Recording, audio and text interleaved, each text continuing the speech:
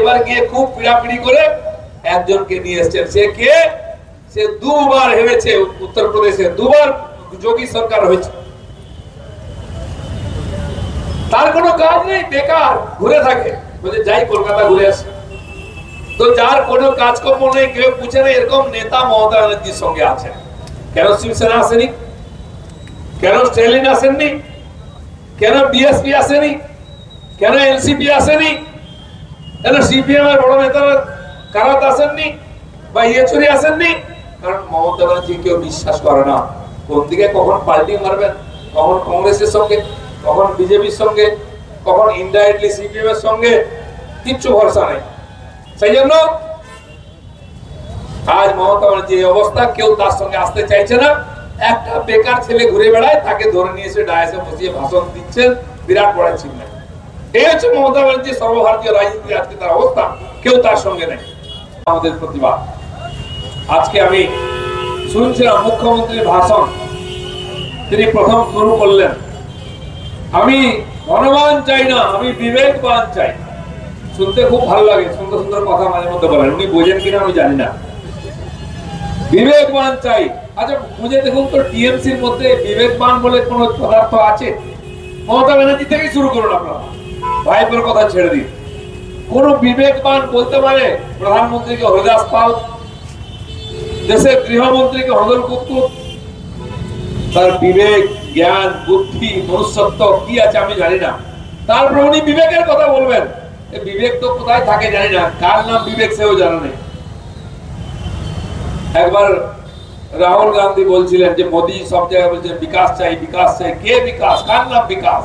তিনি ভাবেন বিকাশ কোন লোক হবে। আমার মনে হয় মমতা ব্যানার্জি বিবেক বলে কাউকে খুঁজছেন বোধহয়। একবার উনি বলেছিলেন বিবেক দা, বিবেকানন্দকে, তো সেই বিবেককে খুঁজছেন।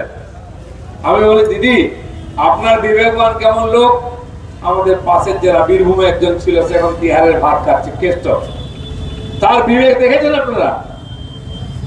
যত চাল কল, যত পেট্রোল পাম্প, যত বাগান বাড়ি, সব ওর নাম হয়ে গেছে। কার কে তৈরি করেছে কিছু দরকার নেই।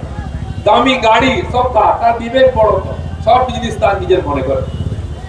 এই হচ্ছে বিবেকবানের উদাহরণ। 550 কোটি টাকার মালিক পার্থ বাবু, লেখাপড়া জানা ভদ্রলোক মানুষ, শিক্ষামন্ত্রী, তিনি এখন ভাত খাচ্ছেন জেলের। শিক্ষামন্ত্রী জেলে, কিরকম বিবেক দেখুন। কমপক্ষে শিক্ষামন্ত্রী তো বিবেকটা আমরা আশা করতে পারি। এই হচ্ছে বিবেকের নমুনা। এখানে মিডিয়ার বন্ধুরা আছেন, আমাদের সঙ্গে খুব দোস্তি, গল্প করেন এসে। কোনো ঘটনা ঘটছে পার্থবাবুর বাড়ি, আমাকে কয়েকজন মিডিয়ার বন্ধুরা বলছে জানেন দাদা আমরা অনেকবার যেতাম, সারাদিন বাইরে রোদ্রে বসে থাকতাম, ভিতরে বসতেও বলতো না, একটা লাল চাও খাওয়াতো না। 350 কোটি টাকার মালিক, কি বিবেকবান! এরকম মাল চাইছেন মমতা ব্যানার্জি। বাদু শেখ, শেখ শাহজাহান, সাদ্দাম সর্দার, এই হচ্ছে বিবেকবান মানুষের উদাহরণ। মমতা ব্যানার্জি এটাই তৈরি করেছে। তাই মমতা ব্যানার্জি কোন বিবেক, আপনার বিবেক কবে মরে গেছে? আপনি কি বিবেক জাগাবেন? আপনার চেয়ে আরো এক কাঠি উপরে আপনার ভাইপো। আপনি বিবেকবান তৈরি করতে পারেননি, এটা ঠিক, যে ধনবান তৈরি করেছে। মোদিজি লোকদেরকে বাড়ি দিয়ে, গ্যাস দিয়ে লাখপতি তৈরি করেছে। এখন ড্রোন দিয়ে লাখপতি দিদি তৈরি করেছে।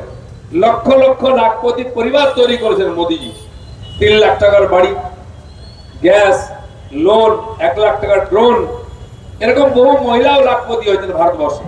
কিন্তু মোদিজি কোটিপতি, 600 কোটির মালিক কাউকে বানাতে পারেননি। এটা ওনার সফলতা নয়, এটা বিফলতা মোদিজি। কিন্তু আমাদের মমতা ব্যানার্জিকে দেখুন, তার একজন কাউন্সিলর 4 কোটি টাকার বিদেশি গাড়ি চড়ে। কাউন্সিলর, সে কলকাতার নেই, ছোট শহরে। তাহলে এমপি এমএলএ দের কি হবে ভাবুন। বিমানে চড়া হচ্ছে, বিমান কেনার মতো পয়সাও আছে। টাকা কোথায় রাখবে, কি করবে ঠিক করতে পারে না। আলমারির মাথায়, খাটের তলায়, আলমারির মধ্যে। শুধু তাই নয়, পার্থবাবু একাধিক ফ্ল্যাট কিনেছিলেন, তার তো কেউ নাই, স্ত্রীও বেঁচে নেই। কার জন্য? টাকা রাখার জন্য। সেই ঘরের দরজা যখন খোলা হলো, গোলাপি গোলাপি লোকের নোটের বান্ডি হু হু করে পড়ছে। এত টাকা গোনা যাচ্ছে না, মেশিন নিয়ে আসা হয়েছে। গুনতে গুনতে কর্মচারী ক্লান্ত, মেশিনও ক্লান্ত, শেষ হচ্ছে না। সেই টাকা নিয়ে যাওয়ার জন্য বড় বড় ট্যাঙ্ক নিয়ে আসা হয়েছে। ট্যাঙ্কে ভরে ট্রাকে করে নিয়ে যাওয়া হলো। কি বিবেকবান দিদিমণি, ধনবান, অর্থবান, এরকম লোক তৈরি করেছেন। আজ তার পার্টিতে খুব কম নেতা হবে, কাউন্সিলর,